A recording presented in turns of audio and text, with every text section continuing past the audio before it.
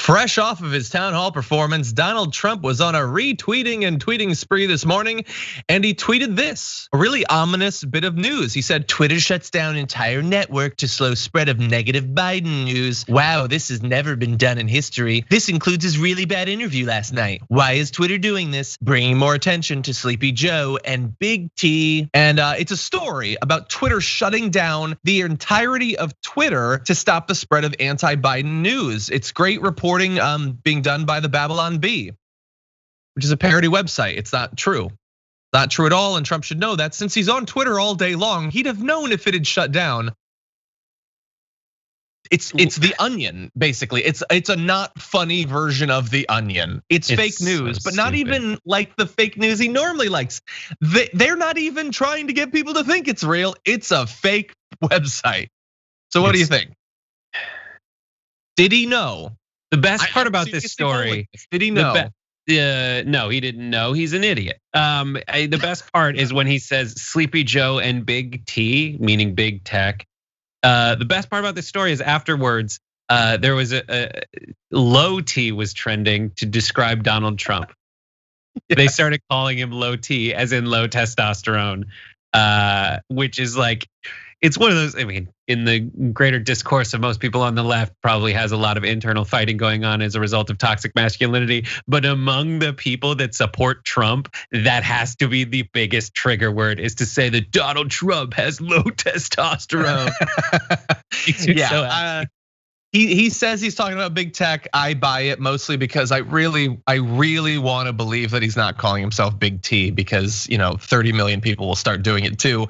Let me just briefly note, those commercials about the low T, they make me so mad, because I get it.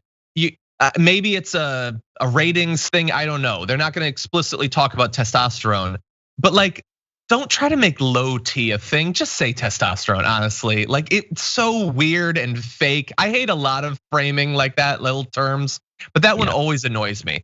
Anyway, it's like halitosis. Halitosis is not a medical condition. It was invented for bad breath commercials. Is that true? That's absolutely true. But breaking news, the Babylon Bee. Okay, so you say now about horseshoe crab blood. Anyways, continue.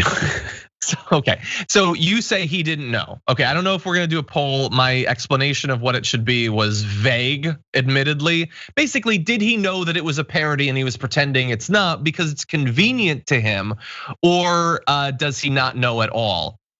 The Babylon Bee is not as big as the Onion, admittedly, but Donald Trump would definitely know if all of Twitter had shut down.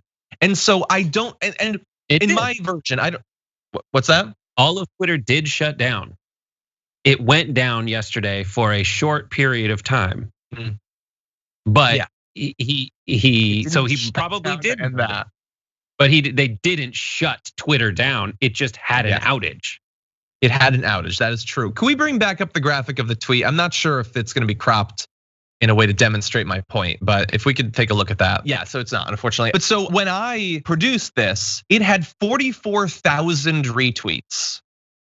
And it's the president, I don't know, honestly. I guess my vote is that he doesn't know, because as you say, he is an idiot. That's true, it checks out. But 44,000 people retweeted the president just stating as a fact, because they believe everything he says, that Twitter shut down the entirety of Twitter to protect Joe Biden and his bad interview, because that's what Big T does. And it's not true, and 44,000 people just retweeted it. They didn't apparently know that the Babylon Bee was fake. The vast majority didn't click through to even see, they just spread it.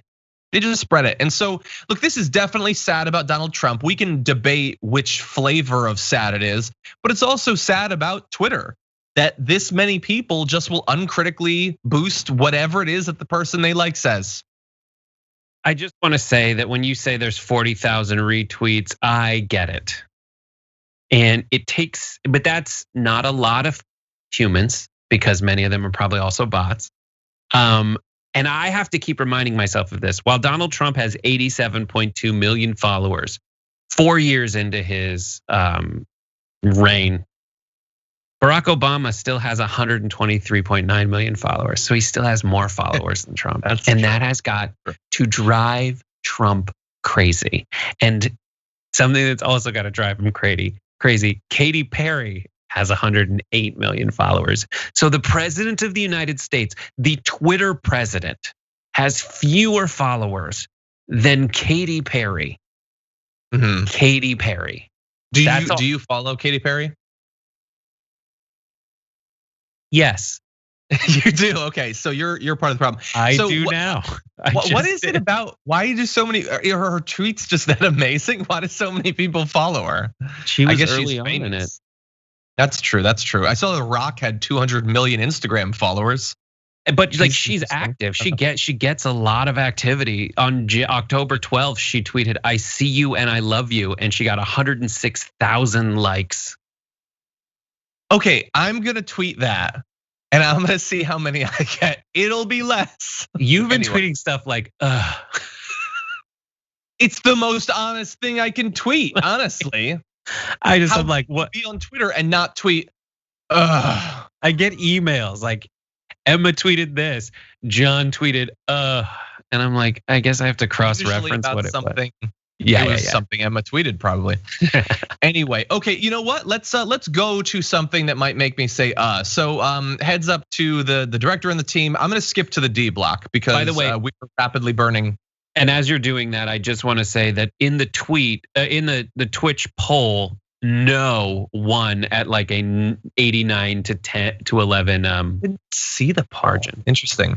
Yeah. Okay. So this is the first time that we've been unanimous in these this little Supreme Court thing. Yeah. It could have been dishonest. That's why I thought there might be disagreement, but apparently not.